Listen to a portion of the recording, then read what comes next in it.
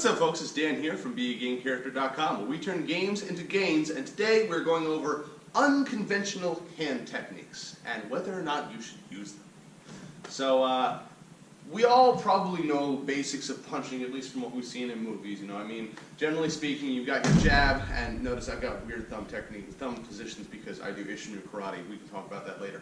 All right, but we got the jab. All right, we've got the standard right cross or reverse punch to the stomach or to the head, as you might know. All right, you've got uppercuts, you've got hook punches. We all generally know those for the most part. Okay, either from boxing movies or from watching mixed martial arts or something like that. So that is not what we're talking about today. We're talking about non-standard stuff, things you may see like karate guys doing, okay? And whether or not they're effective and what they're effective for. So, first off, we're going to start with the penultimate kung fu, Japanese, the Chinese, the what have you martial art move, the chop, okay? Called a shuto in Japanese martial arts, okay? And this can come in from this angle, like that. This can come in from the top, like that, okay? This can come in from the side, like that. But generally speaking, the idea is you are striking with this side of your hand. Your hand is open, like so. Your thumb is tucked, and you're coming in on some sort of rounded angle and striking.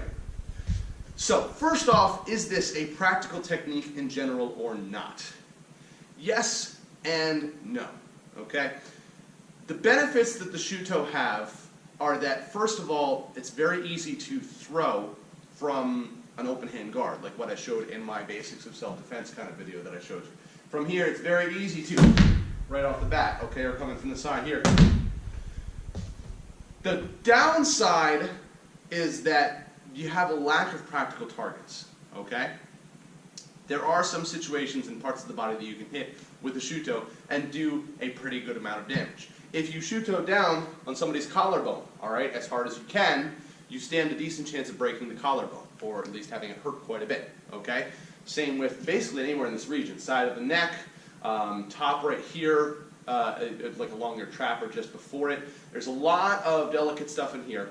If you can get the throat, by any chance, if somebody's head is back like this, all right, so you mentioned the head's tipped back and you strike in at the throat like that, definitely effective. Less effective, but still possible, striking somewhere in the soft, squishy bits in the midsection. We'll talk about those a lot in this video, okay? But less effective, and probably would be better just to throw a punch rather than the shuto, because you can deliver more force that way. So, I'd much rather go for a lower punch or an uppercut or a hook punch rather than try and come in with a shuto. Basically because, first off, if I'm going to throw a body shot, I'm generally going to go with my backhand, okay, not my lead hand. Lead hand body shots are a good way to get caught in the face. And also because if I'm going to come in and hit something in this area, I want it to be, generally speaking, with as much rotational force as possible. It's difficult to generate rotational force without turning your whole body like that with a shuto, which doesn't really function. But if I'm here, boom, boom, boom, and then I got a shot on the neck here, that's not necessarily a bad thing to throw. Okay, you come in the side of the neck like that, disorienting, possibly even a knockout. All right, and I'd say that because I've been knocked unconscious by getting hit here. So that's kind of weird technique number one. And we're going to continue on with open hand techniques and then move to other stuff. So shuto like that. Next up, we have the open hand heel of the palm strike. I love palm heel strikes. All right. Again, talked about them in my previous video on combat. The idea of open hand to the face. Generally speaking, anything around here is good to hit with. This is your target that you really want to try and strike with. You want to make the hand nice and tight to go with it. But anywhere around here is good to hit with. This strike, the reason why I like it so much is because it's really, really good for hitting areas that are generally not good to hit. Okay? If you have bare knuckles and you hit somebody in the side of the head, it's going to hurt you and it's going to hurt them. If you have an open hand and you hit somebody in the side of the head, it's really not going to hurt you that much. It's going to hurt them a lot. It's going to be really disorienting. If you get somebody on the ear like that, that's an unpleasant experience, all right? You can actually, believe it or not, rupture the eardrum if you go hard enough like that and you clap the hand, you manage to force some air in. It's just, and even if you don't do that, it's really disorienting, cause like instant headache and like, ooh, it's not a pleasant experience. So targets for an open hand strike, generally speaking, you throw the mechanics very similar to a cross or a reverse punch in Japanese martial arts. So you just open your hand and throw like so. Targets include anywhere on the head, basically. including the back of the head if you got it. And that's almost it, with the exception of if you manage to get control of an arm and stretch the arm out, doing one to the back of somebody's arm will disable the arm. You'll either dislocate the elbow or break the arm or just cause some sort of really nasty strain in here. And if somebody doesn't have an arm, they can't fight, okay? But for the most part, generally speaking, for my palm strikes, head region, or really good for striking the chest if you're just trying to make distance. You won't do damage, okay? But punching the chest can still hurt, okay? It's not really great for the wrists, it's not really great for the knuckles. But if you're trying to make distance from somebody, you just want to double strike like that, very similar to the playground shove, but a little more purposeful. Moving on, we have the knife hand, okay? The nukite in Japanese martial arts, the idea of striking with the fingertip like this. Blah, blah, blah. Notice I'm not hitting very hard because I don't want to break my fingers. I'm moving outside the camera. So this strike, generally speaking, unless you're training specifically for it, is almost entirely useless. And I will die on that hill. This is the hill I will die on. This strike is useless. Come at me if you disagree. If you are going to use it, you need to use it in an area that is squishy, okay? Namely, here, you go right here in the kidneys, okay? Or eyes. And the eyes are the one exception that I will say. If you are fighting somebody and you can manage to go blink into the eye like one of the Three Stooges, it is very effective. And you'll see this is part of the reason why it's a penalty in mixed martial arts, because it can end a fight in a really stupid way. Like if you get hit hard enough in the eye, it doesn't have to be pretty. You can claw, you can do whatever, go all three fingers like that. Like a Pai Mei from Kill Bill. But if you get a finger in the eye, it's really hard to fight. If you get a finger in both eyes, that's like, the fight's basically over, because by the time it takes your vision to clear and you can see what's going on, unless you've managed to bear hug your opponent and held on until your eyes get better, if they get better, you're not really going to be able to fight. And the other person can do whatever the heck they want until your eyes start working again. So that's my only exception. But for the most part, pretty useless. Final open hand technique we're going to go over is striking with, these are typically called a ridge hand, okay? Striking with this part of your hand, all right, like this. Come in from the side. And it can be anywhere from your thumb all the way up your forearm. And generally speaking, this is actually a pretty good technique if you can pull it off. And it leads really well into grappling maneuvers particularly. So if I'm here, boom, boom, I throw something, all right, and this guy puts his hands up, I come around, catch the side of the head, I'm doing the takedown from there and bring him down to the ground, and he's probably very disoriented by the time he gets down there. You can come in low with him as well. Basically, anytime you can throw a hook punch, you can throw a ridge hand. All right, I come in for a hook punch, shorter range. Ridge hand is a little bit longer range. For the most part, your hand is almost as durable that way. And if you're striking with the forearm, it's definitely as durable as your fist is. That's a larger contact area, so it's not quite as pain-inducing as the knuckles, but the trade-off is you get a little more leverage and you get a little more reach, and you can go into a takedown of some sort. So this one is excellent as well. General targets for this one are anywhere you would hit with a hook punch, but really good spots are right behind the ear here. If you get somebody behind the ear with this, or anywhere on the neck right here, really unpleasant. Like, it's a really unpleasant experience. No one's happy to have that happen. If you can get up under the floating ribs here, the floating ribs are the ones that are not attached in the front of your rib cage. You got sets right here that are easier to break than your other ribs just because they're not connected with cartilage to the sternum. Kidneys down here. If the person for some reason is turned sideways to you, you can strike solar plexus or stomach. Okay. If for some reason you're getting lower, if you're down low, you can strike inside of the thigh with this one. Another great spot. Come in, boom, and catch somebody in the thigh. That's going to hurt real bad. If you can get across somebody's face, it's also very unpleasant. Same, like bridge of the nose, just like with an open palm strike. Same deal. And actually, we have one more unconventional open hand technique, which is not really open hand, and that is the back of the hand. You'll see this in Kung Fu, and this is not a back fist, which is something else entirely. This is like you're striking, if you make your hand like this and flex your finger muscles and kind of pinch them together like you're trying to hold on to something strong, you will actually expose kind of and make a hard plate of your bones and muscles back here, and you can strike like that. Very similar application to the ridge hand.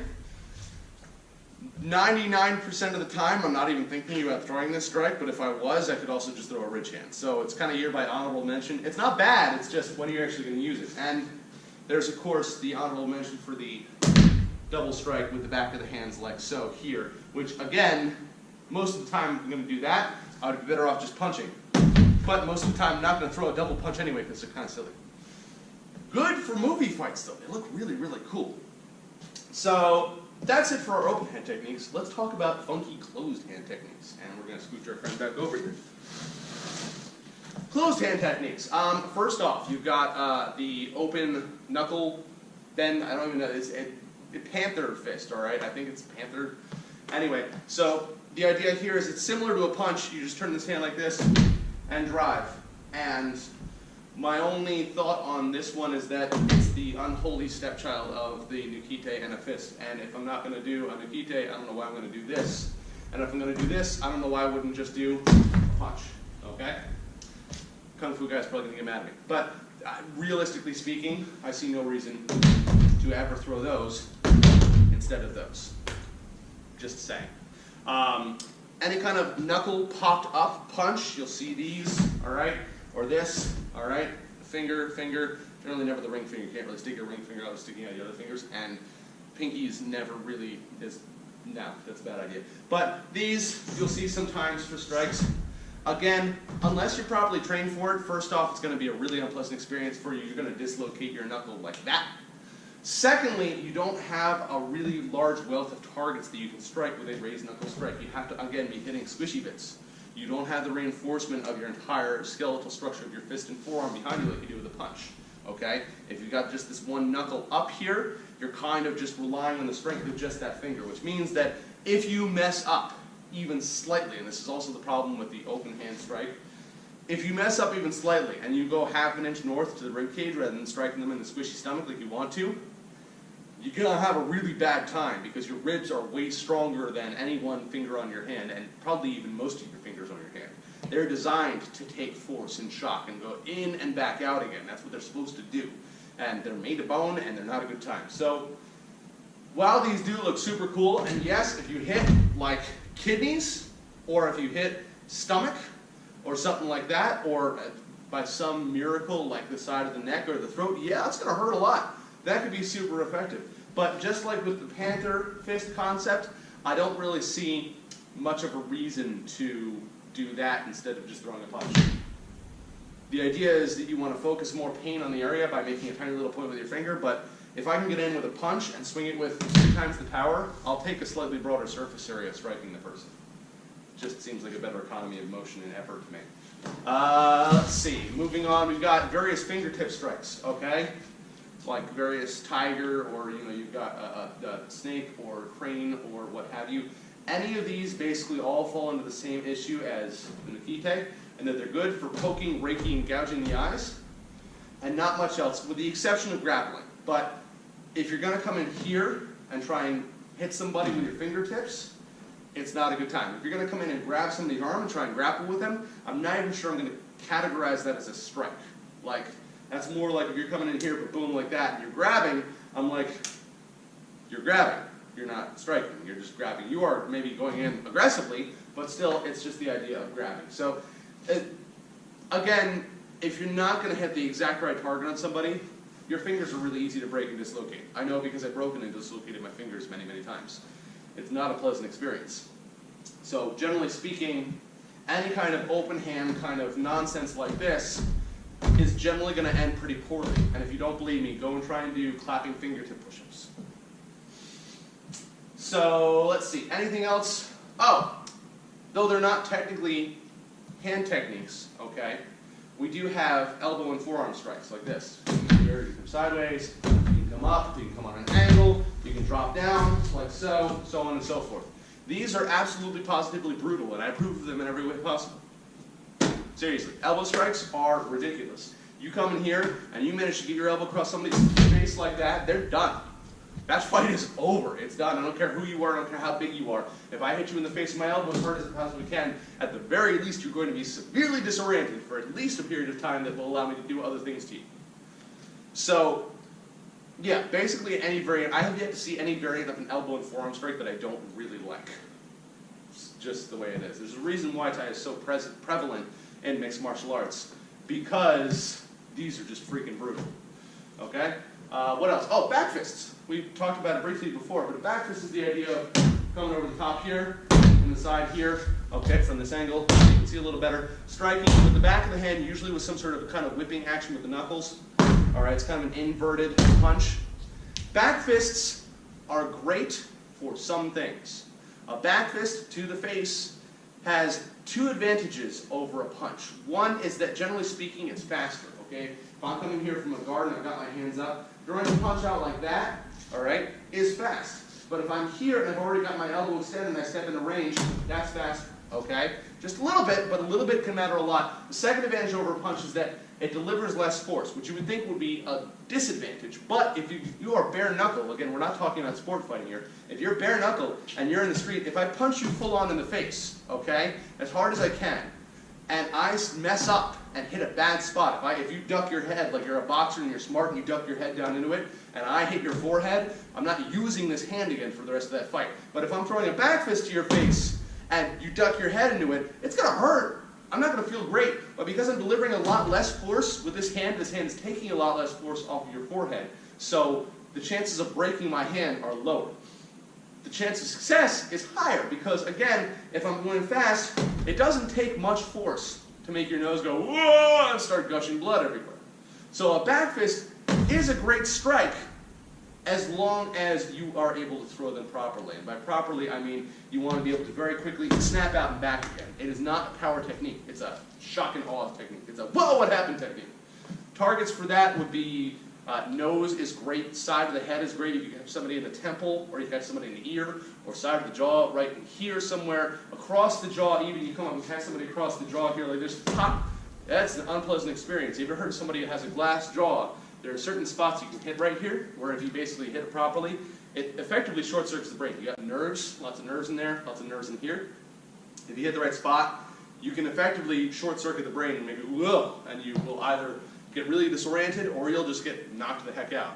Like if you've ever watched some boxers, some of the most beautiful put-in-the-sleep knockouts you've ever seen, it looks like they barely did anything. They just come and go boop, and all of a sudden the guy's on the floor. And you're like, what happened? Like, oh, guy's got a glass jaw. Well, no, if you hit the right spot on anybody's jaw, they're going to get knocked unconscious. And the back fist is great for that. Boom, come right across and catch either here or here or here. And you can tell even just if you tap those areas on yourself, your body kind of goes, whoa, whoa, I don't like that. All right. Side of the neck is okay, but if I'm going to come in with an angle like that for the side of the neck, I might as well just open my hand and do that shuto that we talked about very early on. Yeah, basically besides that, that's about it. You don't want to try a back fist to a lower part of the body, because again, it's a power move, and it's also very difficult to get in there. Think about coming in with a back fist, look down here, what's wide open? My whole face. So, that is it that I can think of off the top of my head. If you know of any unconventional hand strikes that I did not cover that you would like to see my opinion of, let me know down in the comments below, because I would love to continue on this conversation. If you didn't like this video at all, then let me know down in the comments below as well. If you liked it and would like to see more along these lines, let me know as well. Talk to me. I'm lonely. I want a friend in the comments. I always reply. I always comment back and stuff like that. Sometimes it takes me a day or two, but I try and talk to everybody. So let me know what you thought of this video. If you liked it a lot, please share it with people who like it as well. And thank you for watching. As always, remember to live boldly, change the world, and continue to be awesome. Bye-bye. Listen.